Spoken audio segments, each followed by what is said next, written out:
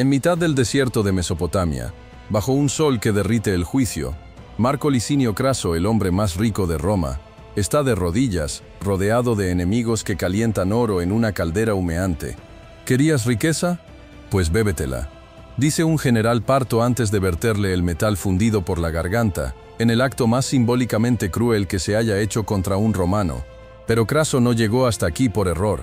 Construyó su imperio comprando casas en llamas, esclavos a punto de morir y miserias ajenas, acumulando una fortuna que ni él podía gastar. Solo le faltaba una cosa: gloria. Y por eso cruzó el Éufrates, porque el oro podía comprar casi todo excepto respeto. Así que si te gusta ver a millonarios devorados por su propia ambición, ya sabes, suscríbete, que aquí el oro se sirve en dosis históricas y calientes, porque lo que viene después de esta escena no es menos brutal. Es la historia de cómo la codicia convirtió a un banquero en general y lo arrastró directo al infierno de Carras. Décadas antes de que se tragara su propio oro, Craso ya caminaba entre ruinas, aunque no propias, incendios, colapsos, ejecuciones. Cada tragedia era una oportunidad de inversión. Mientras los ciudadanos huían con lo puesto, él llegaba con una bolsa de monedas y una sonrisa seca. Compraba propiedades a precio de ceniza y ofrecía rescatar esclavos moribundos para luego entrenarlos como sirvientes, albañiles o gladiadores. Lo llamaban el Cuervo de Roma, siempre revoloteando sobre la desgracia ajena. Su fortuna creció con cada chispa que caía sobre un techo, y su red de poder se extendía como humo por los callejones del Senado. No era noble ni carismático, pero tenía algo más poderoso: liquidez. Y con eso compró influencia, silencio y a veces hasta votos. Era el tipo de romano que no necesitaba derramar sangre, se beneficiaba de los que ya la habían perdido. Pero, en un mundo donde la verdadera autoridad la daban las espadas y no las monedas, su ambición tropezaba con una pared invisible. Los héroes de Roma llevaban cicatrices, no anillos. Y Craso, aunque tenía de sobra lo segundo, no tenía ni una sola de las primeras. Aún, Craso no necesitó una toga militar para crear su propio imperio de fuego. Literalmente, fundó una brigada privada de bomberos armados con cubos y contratos. Cuando una casa empezaba a arder en cualquier rincón de Roma, sus hombres llegaban antes que el humo, rodeaban la propiedad, negociaban rápido con el dueño, generalmente en pánico, y solo si éste aceptaba venderla a precio miserable, entonces apagaban las llamas. Si se negaba, Craso cruzaba de brazos y miraba arder, sin pestañear. No era una estrategia, era su versión del arte militar. Cada incendio era una campaña, cada casa salvada, una victoria económica. Así levantó barrios enteros que antes eran escombros. No tenía legiones, pero tenía cuadrillas de esclavos, arquitectos y notarios. Y sobre todo, tenía visión. Entendía que el miedo quemaba más rápido que el fuego. Mientras los generales luchaban en las fronteras, él conquistaba la ciudad con agua fría y cálculo helado. El Senado murmuraba, pero nadie lo detenía. Roma respetaba al que ganaba. Sin embargo, Craso no quería solo respeto, quería admiración, estatuas, épica. Quería que el pueblo coreara su nombre no por miedo, sino por gloria. Y ahí, justo ahí, es donde empezó a planear su salto más arriesgado, meterse donde nunca debió haber estado. A Craso no le bastaba con ser temido en Roma, quería ser recordado en la historia. Por eso, cuando Julio César y Pompeyo se repartieron fama y batallas, él exigió un asiento en la mesa.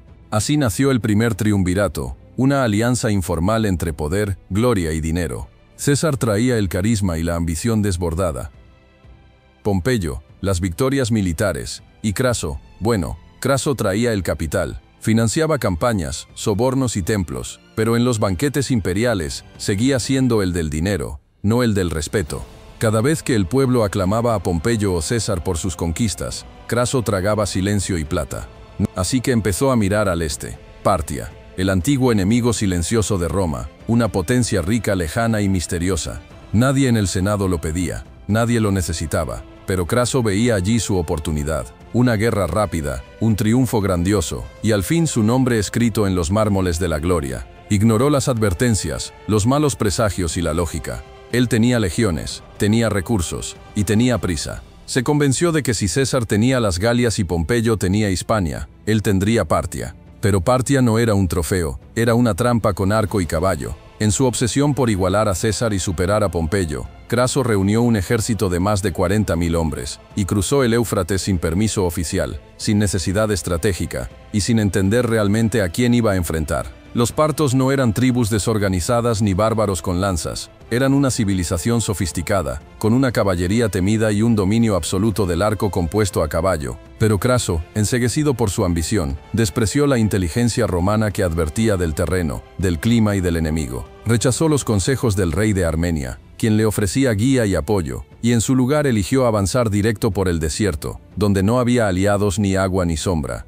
Quería una victoria rápida, limpia, brillante. Soñaba con desfilar por las calles de Roma con tesoros exóticos, rehenes partos y la corona del conquistador de Oriente. A su alrededor sus propios generales murmuraban. Incluso su hijo Publio, joven y valiente, intentaba frenar su impulso. Pero Craso no escuchaba a nadie. El oro lo había hecho invencible en Roma, y ahora creía que lo haría inmortal en la historia. El problema es que Partia también tenía planes, y alguien muy cerca ya estaba preparado para traicionarlo. Su nombre era Ariamnes, y sonreía con la tranquilidad de quien ya ha vendido el alma, y al general romano que lo seguía, por un saco de oro parto, se presentó como guía local, ofrecido por supuestos aliados, y Craso, que veía traiciones en el Senado pero no en el desierto, aceptó sin dudar. Ariamnes los condujo por rutas cada vez más áridas, lejos del Éufrates, directo al terreno favorito de los partos, planicies abiertas, sin refugio, sin agua, sin posibilidad de escape.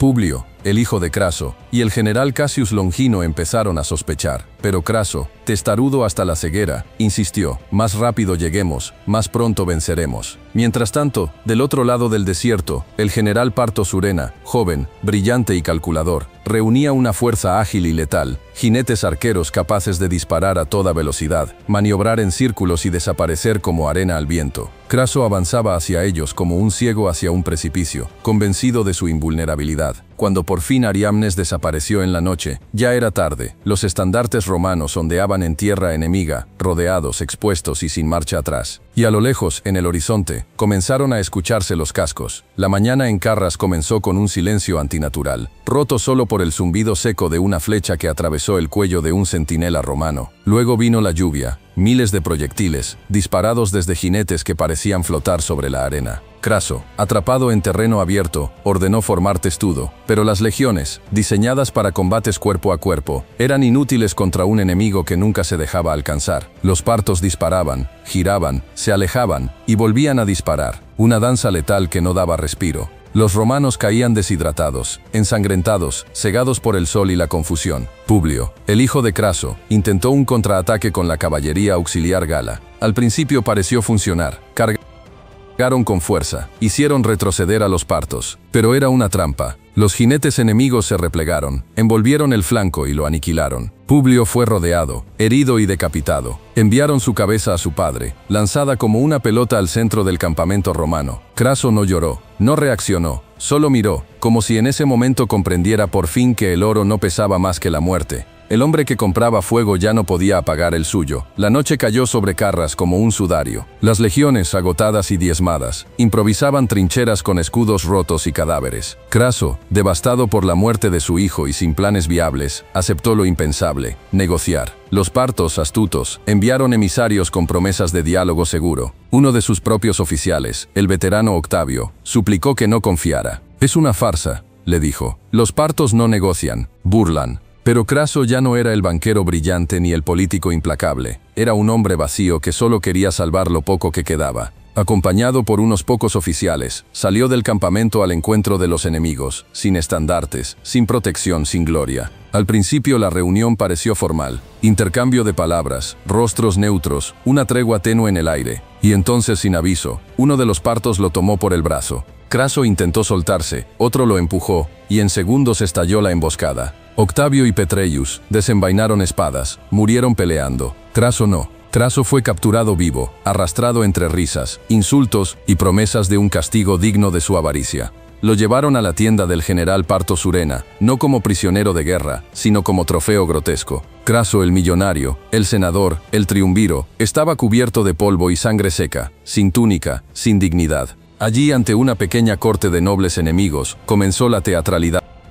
cruel. Un esclavo apareció cargando una caldera con oro fundido, burbujeante, y otro trajo una estatua hueca, deforme, hecha a su imagen, coronada de codicia, con la boca abierta. Uno de los presentes levantó una copa y brindó, burlón, al romano que nunca tuvo suficiente. Craso, aún vivo, aún consciente, fue forzado a arrodillarse. Le sujetaron la cabeza hacia atrás y sin más discurso comenzaron a verterle el metal por la garganta. El oro lo devoró desde dentro. No hubo gritos, solo un silencio viscoso, espeso, mientras su cuerpo se convulsionaba y se apagaba. Así terminó el hombre más rico de Roma, no en una batalla, no en un juicio, sino como una parábola viva de su propio pecado. Los partos no solo lo mataron, le dieron un final diseñado para ser recordado, y lo fue. La muerte de Craso no solo cerró su historia, rompió el frágil equilibrio que sostenía a la República. Con él fuera del tablero, el triunvirato colapsó. César y Pompeyo, sin el hombre del dinero que los contenía, se convirtieron en rivales directos. Lo que siguió fue una guerra civil que desgarró Roma desde dentro, y cuya primera chispa, qué ironía, no fue encendida por fuego, sino por oro. El mismo oro que Craso creyó que podía comprarlo todo: respeto, poder, inmortalidad.